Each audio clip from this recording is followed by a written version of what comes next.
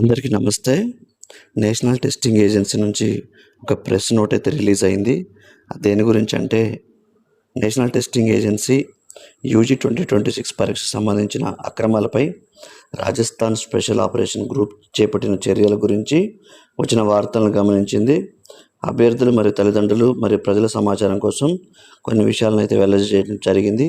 వాటిలో national testing agency is aware of report of the concerning in the action of initiating by the Rajasthan Special Operation Group in connection with alleged irregularities around the NEET UG 2026. The following is placed on records for the information for the candidates and parents and public.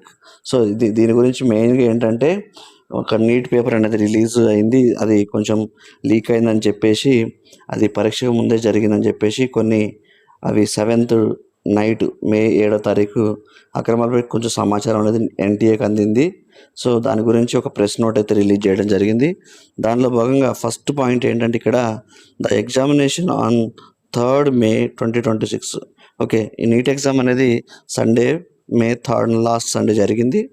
Was conducted as scheduled under the full security protocol. The question papers were transported in the GPS tracked vehicles. Is a beginning unique, traceable and watermark identified examination hall operated under AI assisted CCTV monitoring for the central control rooms with biometric verification. Every candidate and 5G jammers in operating. The examination process itself proceeded as planned across the centers of the day. So ఇక్కడ ఏంటంటే మే 3వ తారీఖు అనేది పరీక్ష అనేది సక్రమంగా నిర్వహించబడింది. ఇది పూర్తి భద్రతా వ్యవస్థల మధ్య పరీక్ష జరిగింది.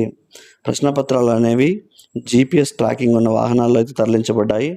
అదేవిధంగా AI ఆధారిత CCTV పర్యవేక్షణ, బయోమెట్రిక్ వెరిఫికేషన్, 5G జామర్లు ఉపయోగించబడ్డాయి. అన్ని పరీక్షా కేంద్రాల్లో పరీక్ష అనేది ప్రశాంతంగా అయితే జరిగింది.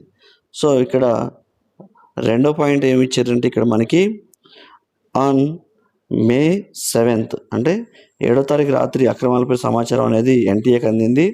పరీక్ష జరిగిన 4 రోజుల తర్వాత కొన్ని అనుమానాస్పద కార్యక్రమాలపై సమాచారం ఎన్టీఏకి అందింది.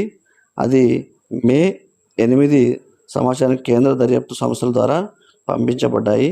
సో ఇది దీని గురించి.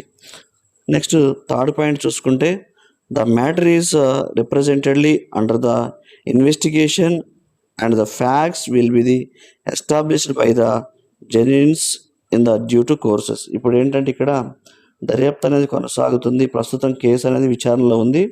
తుది నిర్ణయం అనేది దర్యాప్తు సంస్థల నివేదిక ఆధారంగా తీసుకుంటారు. ఇక్కడ ఏదైతే రూమర్స్ అయితే అందినాయో అవి ఇక్కడ మేజర్గా చెప్పాలంటే ఇక్కడ ఒక రాజస్థాన్లో ఒక కోచింగ్ సెంటర్లో ఒక గెస్సింగ్ పేపర్ అనేది వాళ్ళు తయారు చేయడం జరిగింది. అది కూడా 300 క్వశ్చన్స్ అనేది తయారు చేయడం జరిగింది. ఆ 300లో 140 క్వశ్చన్స్ వరకు ఇక్కడ మ్యాచ్ అయిన అనేది అక్కడ అందిన సమాచారం. అంటే మనకి నీట్లో 180 క్వశ్చన్లు ఉంటే ఇక్కడ వీళ్ళు తయారు చేసిన గెస్సింగ్ పేపర్లో ఇక్కడ 300కి 140 అనేది గెస్సింగ్ అనేది రావడం జరిగింది. అంటే ఇక్కడ కొంత అనుమానాస్పదంగా ఉంది. సో ఇక్కడ నీట్ ఎగ్జామ్ మళ్ళీ రీకండక్ట్ చేస్తారా అంటే అది 100% రీకండక్ట్ అయితే జరగదు.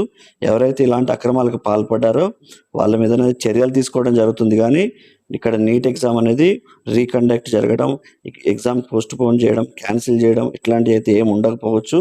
సో ఇవి చూద్దాం. నెక్స్ట్ 4th పాయింట్ చూసుకుంటే to the candidates of NEET UG 2026 and their families, the effort of the integrity of the very large majority of the bona fide aspirants is not in question and will not be devalued. NTA is conscious of the annexity report in this nature can uses causes and the way of asking candidates to allow the agencies the space to complete their work.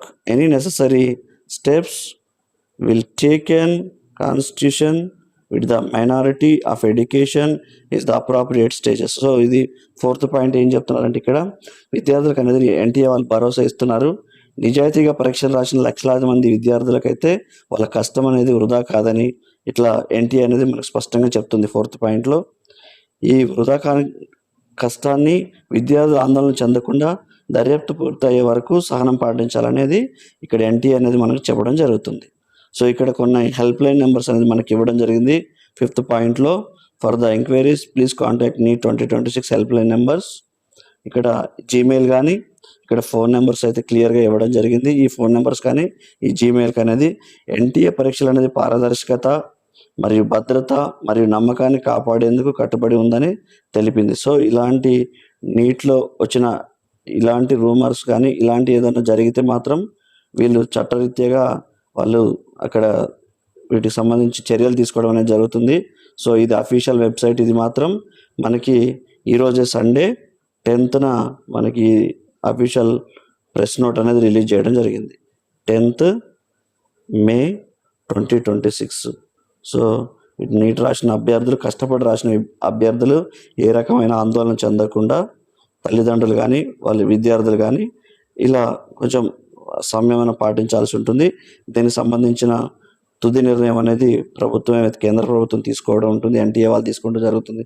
So ఎవరైతే కష్టపడి రాశారో వాళ్ళు ఎలాంటి ఆందోళన చెందకుండా మన further updates కోసం మన ఛానల్ని ఫాలో అవుతూ మన సురేష్ జువాల్ యూట్యూబ్ ఛానల్ని సబ్స్క్రైబ్ చేసుకొని లైక్ చేయండి. Thank you one and all.